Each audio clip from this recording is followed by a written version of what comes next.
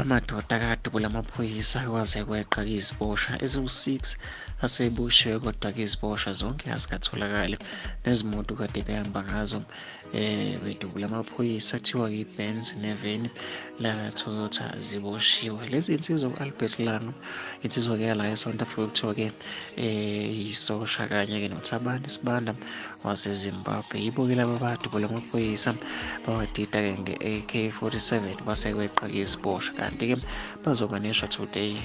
Baboshwa bona eMusina-ke, kodwa-ke iziboshwa zona kuthiwa-ke namanje-ke ayitholakali noma-ke zihambe kakhulu azitholakali. Fisa ukuthi ngezuvo lakho abantu abaningi bayakhuluma-ke ngalo daba ey'nkundleni zokuxhumana, bakhuluma izinto ey'hlukahlukene nangomunye ukuthi-ke mezingatholakali isigwebo zabo iy'boshwa noma-ke azicazelwe bona bese-ke kungezwe-ke ngezigwebo-ke ezibafanele.